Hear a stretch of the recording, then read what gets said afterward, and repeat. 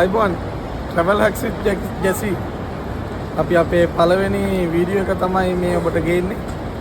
අපි මේලා ඉන්නේ තායිලන්තයේ අගනගරයේ බැංකොක් වල ස්වර්ණභූමි කියන එයාපෝට් එකේ. ඉතින් අපි සූදානම් මේ සංචාරයක් සම්බන්ධයෙන් විශේෂයෙන්ම විදේශ සංචාරයක් සම්බන්ධයෙන් කාරණා කිහිපයක් කතා කරන්න. ඉතින් පිටරටවල් වල සංචාරය කරන්න ඕනි ඔයාට මූලික වශයෙන් තියෙන්න ඕනි මොනවාද? ඔබට විදේශ සංචාරයකට යනවා නම් ඔබ කවදා හරි තායිලන්තයට, මැලේසියාවට, සිංගප්පූරුවට, ඉන්දුනීසියාවට, කාම්බෝඩියාවට, ඩුබායි වලට, එහෙම නැත්නම් ෂෙනගන් කන්ට්‍රි එකට, ඇමරිකා, කැනඩා, එහෙමත් නැත්නම් ඔබ නවසීලන්ත, ඕස්ට්‍රේලියා කොහේ හරි රටකට යනවා නම් ඔබට මෙන්න මේ දේවල් ටික සූදානම් කරගන්න ඕනේ. අංක 1 පාස්පෝර්ට් එක. ඔබට විධිමත් පාස්පෝර්ට් එකක් තියෙනවා.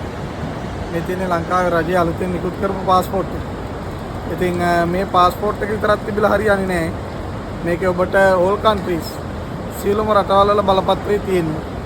ඉතින් මේ බලපත්‍රය සකස් කරනකොට ඉන්දියාවට විතරක් නේපාල්, ඉන්දියා කියන රටවල් වලට, මැද පෙරදිග රටවල් වලට හා සියලුම රටවල් වලට විවිධාකාරයට මේ පාස්පෝර්ට් එක හදන්න පුළුවන්.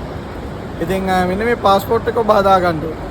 ඉතින් ලංකාවේ පාස්පෝර්ට් එකක් හදන හැටි ගැන ඔබට අමුතුවෙන් කියන්න ඕනේ නැහැ. බත්තර මුල්ල ප්‍රදාන කරගත්ත තවත් ලංකාවේ ස්ථාන රාශියකටම ගිහිල්ලා අපිට මේ පාස්පෝර්ට් එක හදා ගන්න පුළුවන්.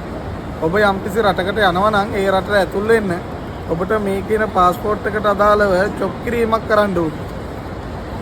චොප් එකක් ගන්නවා කියලා කියන්නේ සීල් එකක් තියෙනවා. ඒ නිසා සීල් එකකින් තමයි අඳුරගන්නේ ඔබ අදාළ රටට ආවද ඒ අදාළ රටෙන් පිට වුණාද කියලා. ඒ නිසා රටට ඇතුල් වෙනකොට සීල් එකක් තැබීම නැත්නම් චොප් කිරීමක් කරනවා. අදාළ රටෙන් පිට වුණාට පස්සේ නැවත චොප් කිරීමක් කරනවා. හැබැයි සමහර රටවල් තියෙනවා චොප්ස් ගහන්නේ නැහැ. උදාහරණයකට සිංගප්පූරු ගන්නකො. සිංගප්පූරුවේ චොප්ස් ගහන්නේ නැහැ. ඒගොල්ලෝ කියන්නේ පාස්පෝර්ට් එකට චොප් එකක් ගහනවා කියලා කියන්නේ මොකද්ද? යම්කිසි ආකාරයකට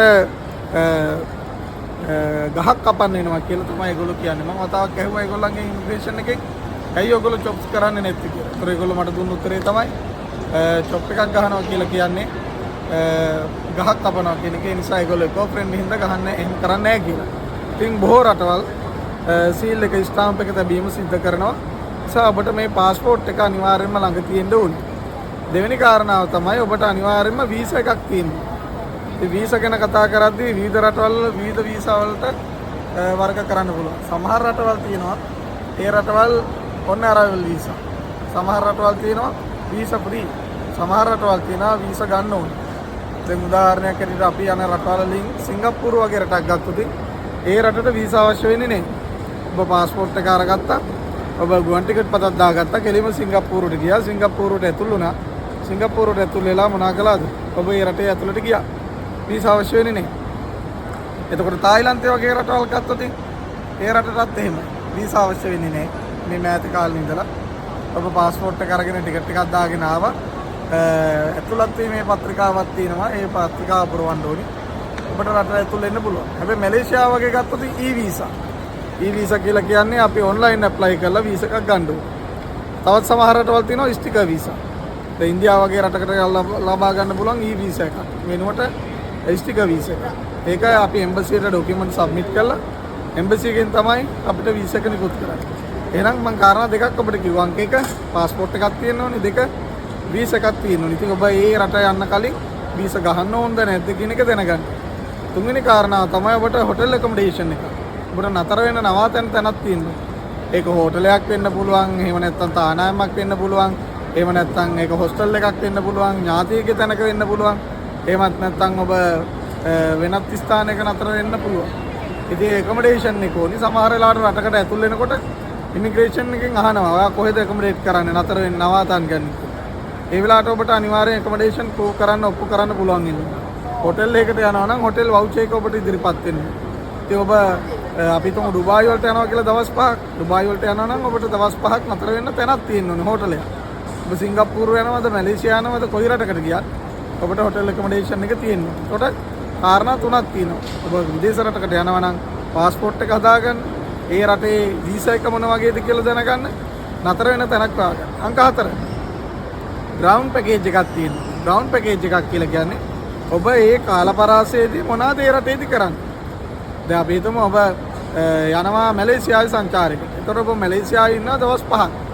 ඒ දවස් පහේ ඔයා මොනවාද කරන්නේ මොනවාද බලන්නේ කොහෙද යන්නේ මොකද කරන්නේ කියලා දැනගෙන ඉන්න ඕනේ.